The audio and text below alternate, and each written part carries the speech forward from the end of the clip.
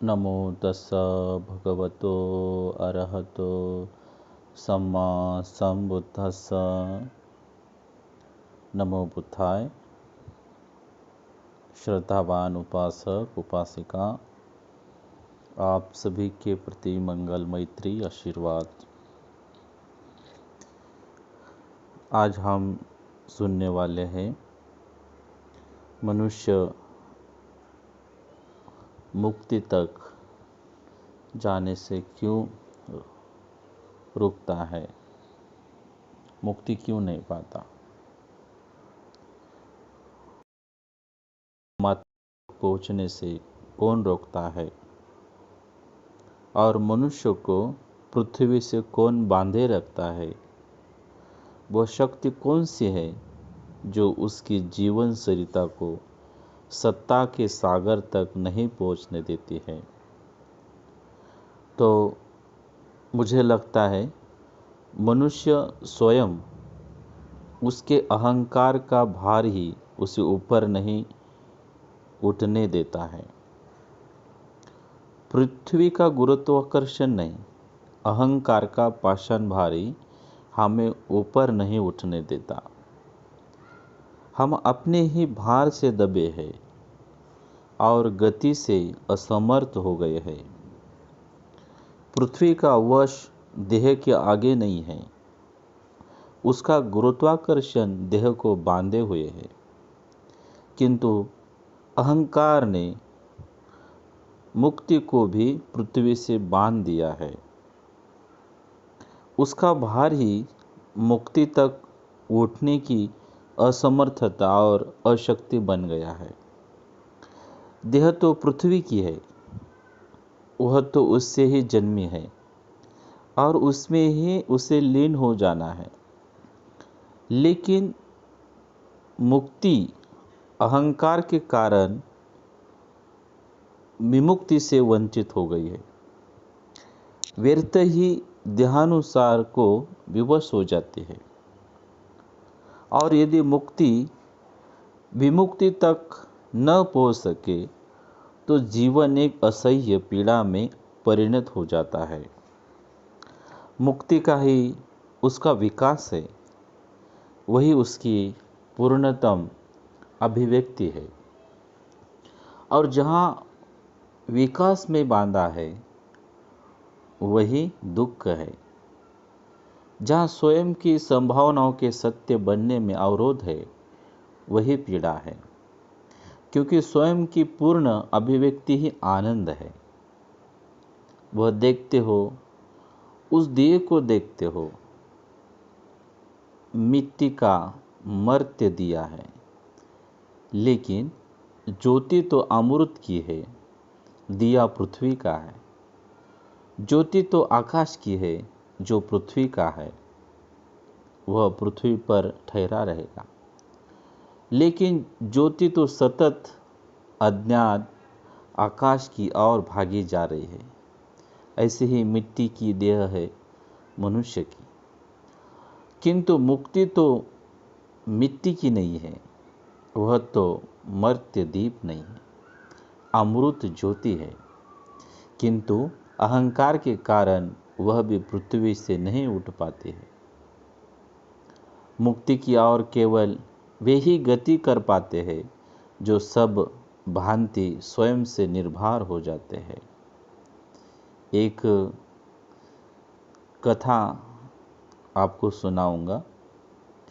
एक अति दुर्गम और ऊंचे पर्वत पर मुक्ति का स्वर्ण मंदिर था। उसका पुजारी बूढ़ा हो गया था और उसने घोषणा की थी कि मनुष्य जाति से जो सर्वाधिक बलशाली होगा वही नए पुजारी की जगह नियुक्त हो सकेगा। इस पद से बड़ा और कोई सौभाग्य नहीं था। निश्चित तिथि बलशाली उम्मीदवारों ने पर्वतारोहण प्रारंभ किया।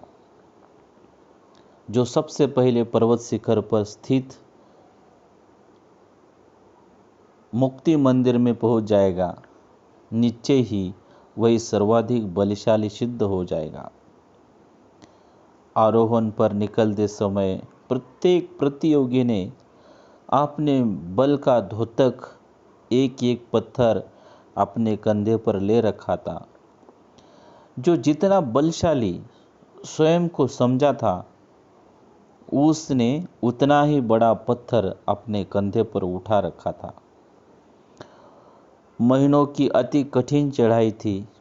अनेक के प्राणों के जाने का भी भय था। शायद इसलिए आकर्षण भी था और चुनौती भी थी। सैकड़ों लोग अपने अपने भाग्य और पुरुषार्थ की परीक्षा के लिए निकल पड़े थे। जैसे जैसे दिन बीतते गए, अनेक आरोही पिछड़ते गए।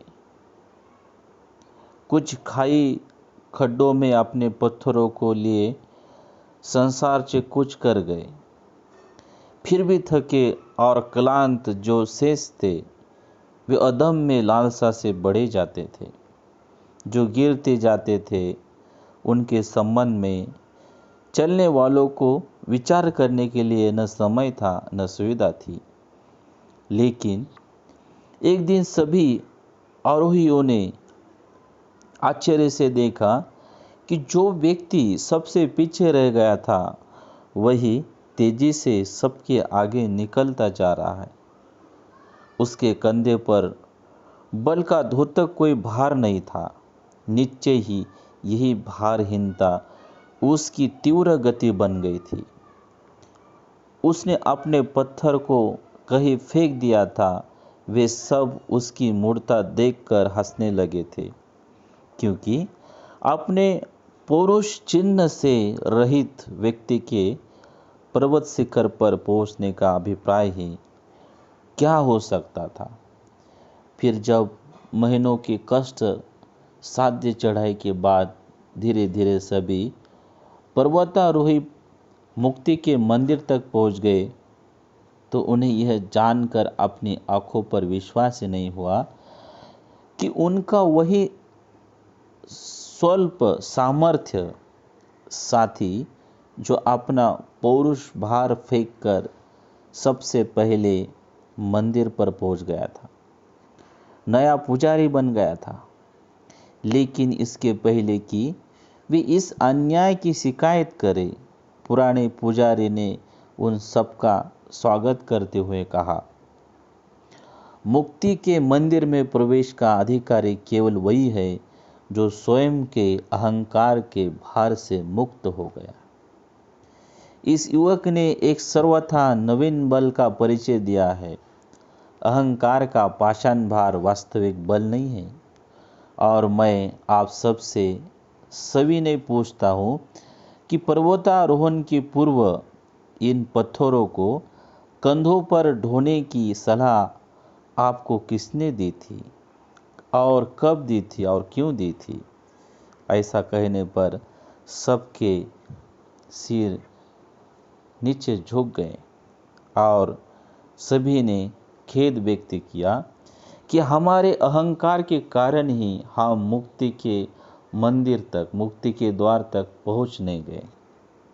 अगर हमें इस जीवन में मुक्ति पाना है, इस जीवन में इस भवशक चक्र से पार हो जाना है, इस जीवन में निब्बाण को प्राप्त करना है, तो हमारे भीतर जो अहंकार है, उस अहंकार को निकालना पड़ेगा।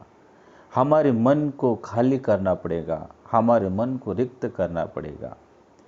जब मन रिक्त हो जाएगा, उसी दिन आपकी जीत होगी। जिस दिन आपका मन खाली हो जाएगा, उस दिन आप एवरेस्ट पर, पर्वत पर जा सकते हैं। उस दिन हम मुक्ति तक पहुंच सकते हैं। तो हमारे मन को खाली करो, अपने अहंकार को खाली करो।